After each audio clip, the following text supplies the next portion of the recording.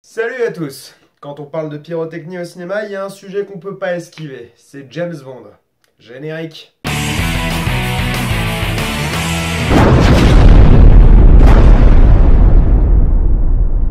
Bon, pourquoi James Bond?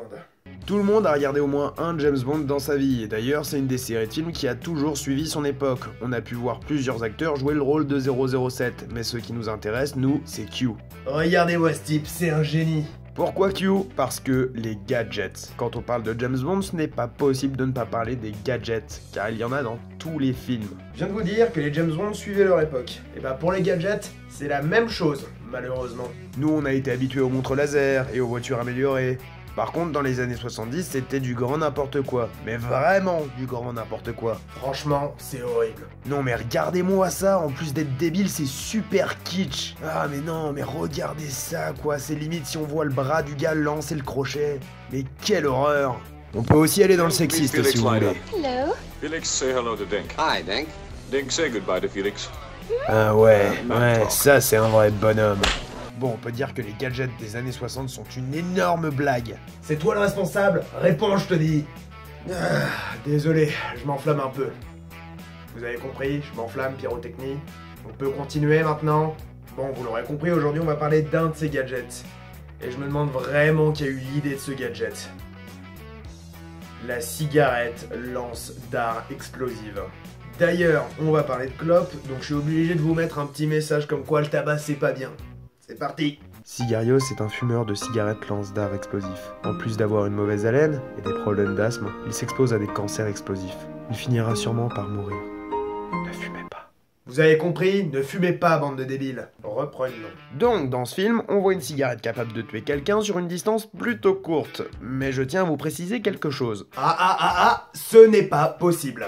Je pense que vous l'aurez compris, oui, ce n'est pas possible de faire autant de dégâts avec un truc aussi petit, en plus c'est ultra risqué. On pourrait imaginer par contre une cigarette pistolet qui, elle, tirerait des balles. Mais même avec ça, vous risquez de vous briser les doigts, le recul est plutôt important, et même si vous y arrivez, réussir à être aussi précis avec un truc aussi petit, ça tient du miracle. Non, nous ce qu'on va faire, c'est garder la cigarette et tirer des effets pyrotechniques. Mais dis donc, Cigarios, c'est quoi un effet pyrotechnique? Laisse-moi t'expliquer. Les effets pyrotechniques, c'est ce que l'on retrouve dans quasiment tous les artifices qui font de la couleur. La plupart du temps, on va trouver ça sous forme de billes de poudre compactes, dont la taille varie selon la taille de l'artifice. Donc nous, ce qu'on va faire, c'est tirer une de ces billes pyrotechniques grâce à un dispositif caché dans une cigarette. Mais comment ça tire exactement? Bon, tous les engins pyrotechniques, que ça soit dans l'armement ou dans les feux d'artifice, ont deux types de lancement. La propulsion, que l'on a vu dans le dernier épisode, et l'explosion.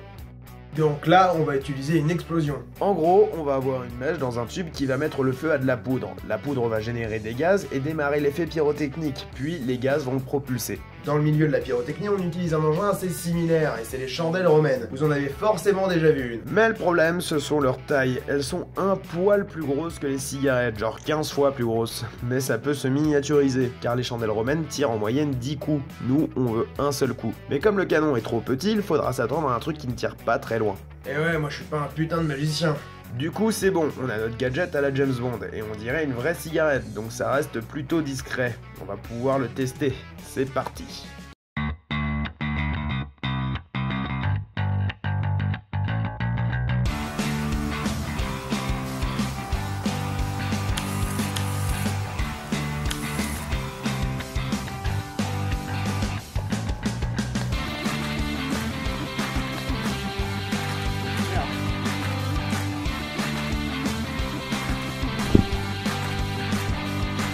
Ça fonctionne. Bon, vous me direz, c'est pas très impressionnant, mais on peut en faire plein d'autres comme ça.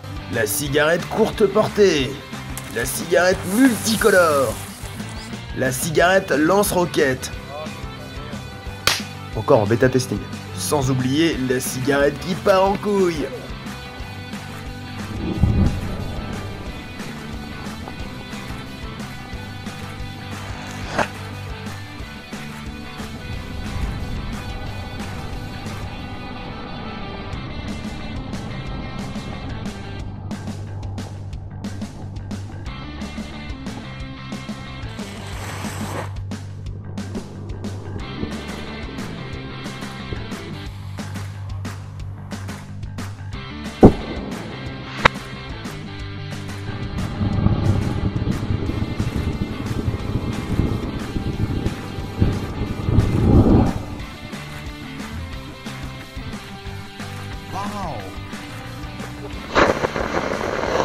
Ah, y a pas à dire, les cigarettes c'est vraiment trop cool. Attendez, c'est absolument pas ce que je voulais. Donc on peut dire que cet engin pyrotechnique est foiré. Et ouais, c'est chiant à dire, mais là ce n'est pas une cigarette qui lance des dards explosifs. C'est juste une cigarette qui tire des effets pyrotechniques. Même avec toute la volonté du monde, on ne peut pas réaliser une cigarette qui tire de vraies roquettes. C'est trop petit et comme dit plus tôt, c'est trop risqué. Mais on peut se consoler en se disant que l'on a un truc plutôt sympa.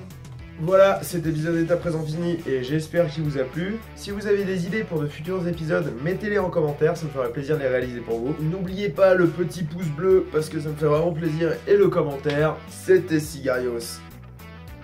A plus.